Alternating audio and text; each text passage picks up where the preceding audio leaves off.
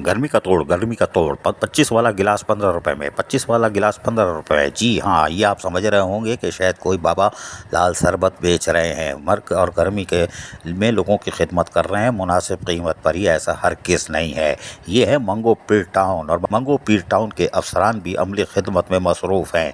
और पहले तो आप देखते थे कि हीट स्पोर्ट कैंप पर महकमा बागात, महकमा सैनिटेशन, महकमा एम&डी के लोगों को खड़ा कर दिया जाता था, लेकिन चेयरमैन मंगो पीर टाउन हाजी नवाज बरोई ने इस वक्त तमाम अफसरान को भी खिदमत का मौका दिया है कि वो इंसानियत की खिदमत करें, जहाँ चेयरमैन वाइस चेयरमैन कर रहे हैं।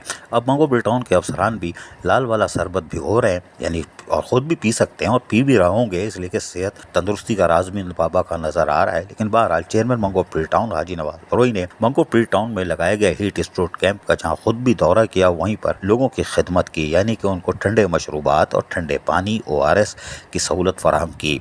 उनका कहना था कि हमारा काम ही बल्दियाती उमूर का अंजाम देना है, हमारे फ़राइज़ में शामिल है। ये कोई टोपी ड्रामा या फ़र्जी नुमाइश या सोशल मीडिया पे या टिकटॉक पे चलाने वाली फ़िल्म नहीं है, बल्कि हमारा काम मंगो पीर टाउन के लोगों को जो कि माजी की गलत पॉलिसियों की वजह से नज़रअंदाज किए गए थे, आज हम उनकी अमली खिदमत कर रहे हैं। और ये हम नहीं कर रहे हैं, ये अल्लाह ताला की तरफ से हमसे करवाया जा रहा है।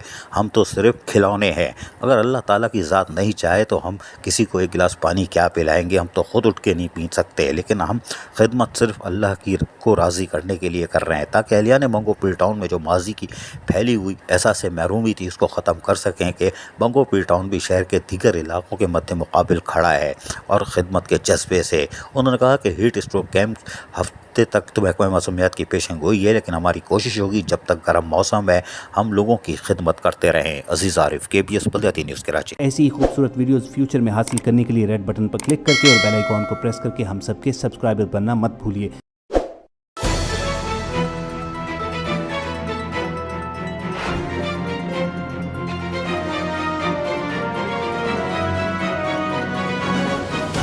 KBS बल्दियाती न्यूज़।